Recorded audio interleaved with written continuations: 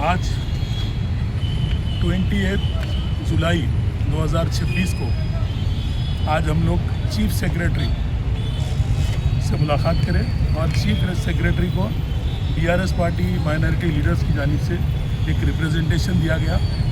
Representation ख़ास करके minority welfare department की जानिब से GO21 16/7/2026 जो जारी हुआ, जिसमें उर्दू एकेडमी का 1 एकड़ 0.4 गुंटास का जो जायदाद थी उर्दू एकेडमी की, वो दरगाह हुसैन शाह वली रहमतुल्लाह अलैह के ख़रीब में थी, क्योंकि शेरलिंगमपल्ली मंडल आता उसको और प्रीवियस गवर्नमेंट ने उसको अलाट किया था।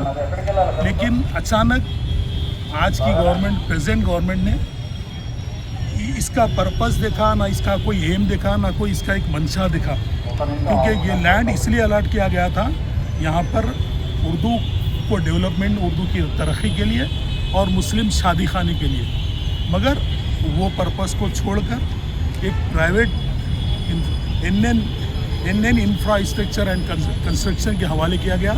30 इयर्स का लीज दिया गया, जो बिल्कुल प्रोसेस को फॉलो नहीं किया गया और पूरा इलीगल तरीके से हैंडओवर कर दिया गया।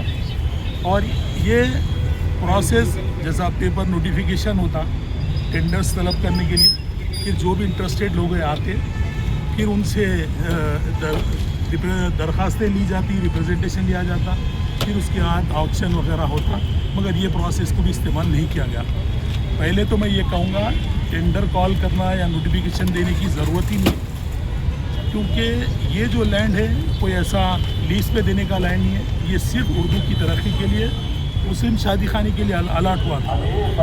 लेकिन इस गवर्नमेंट ने एक प्राइवेट इंफ्रास्ट्रक्चर कंपनी के हैंड ओवर किया। मैं इसकी सख्ती से मजम्मत करता हूँ। अरे भाई, कुछ काम करिए आप लोग कोई एक चीज़, KCR साहब तेलंगाना माइनॉरिटी रेसिडेंशियल स्कूल कायम करें, KCR साहब शादी मुबारक दिए, KCR साहब बहुत सारे स्कीमात दिए, एक ही स्कीम तो भी आपके 3-3.5 साल पीरियड में आप करें, क्या बताइए। मैं आपसे गुजारिश करता हूँ, कुछ काम तरक्की कर। अनीसुल गुरबा हमने तामीर किया, सेक्रेटरीट जहाँ पर हम रिप्रेजेंटेशन देके है, इसको BRS पार्टी ने कायम किया।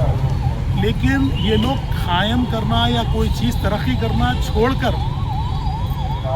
सिर्फ लैंडों के पीछे पड़े हुए हैं। लैंडों को कंपनियों के हवाले, कौन है ये इंफ्रास्ट्रक्चर, इसको दिया गया, इसके पीछे क्या मामलादारी है, ये मैं भी कुछ कहने के तो उसमें नहीं हूँ, मगर मैं इसकी सख्ती से मजम्मत करता हूँ।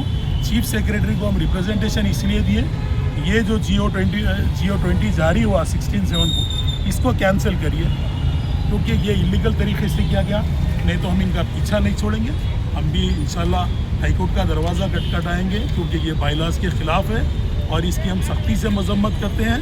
फौरी हुकूमत से मुतालबा करते हैं कि आप इसको फौरी तौर पर इस GO को कैंसिल करिए और पहले माइनॉरिटी वेलफेयर सेक्रेटरी का पहले तबादला कीजिए, क्योंकि उन्होंने ड्यू प्रोसेस ऑफ लॉ कुछ भी फॉलो नहीं किया। इसको क्या पर्पस के लिए लैंड था वो नहीं देखा। मैं फौरी तौर पर चीफ सेक्रेटरी साहब से मुतालबा करता हूँ कि ये इस GO को कलअदम करें और ये लैंड उर्दू एकेडमी के हैंडओवर करते हुए उर्दू एकेडमी को बजट जारी करके उस लैंड को तरक्की दी जाए। कुछ अच्छा एरिया है, वो हाईटेक सिटी मल्टीनेशनल कंपनियों के करीब है, तो हमारे भी कई बच्चे उर्दू से ताल्लुक़ रखने वालों के लिए वहाँ पर कुछ मल्टीनेशनल कंपनी का कायम हो सकता है, वहाँ पर उनको स्टडी सर्कल बनाया जा सकता है। उर्दू के ज़रिए, उर्दू की तरक्की के ज़रिए रोज़गार के रास्ते फराहम किया जा सकते हैं उसको हासिल करते हुए। क्या उर्दू एकेडमी इतना छोटा काम नहीं कर सकता? ये उर्दू एकेडमी, ये चेयरमैन साहब और ये माइनॉरिटी वेलफेयर मिनिस्टर साहब, मैं समझता हूँ इन लोगों को ज़रूरत है कि काम करने के कुछ तो डेवलपमेंट करने की ज़रूरत है। इस GO को फौरी तौर पर कैंसिल किया जाए। हम लोग खामोश नहीं बैठेंगे। हम लोग ये रिप्रेजेंटेशन आज दिए, इंशाल्लाह एक बड़े पैमाने पर हमारा धरना भी होगा। इंशाल्लाह हम पूरा वक्फ पर बड़े पैमाने पर धरना देंगे। उसके बाद इंशाल्लाह हाईकोर्ट का दरवाज़ा भी खटखटाएंगे।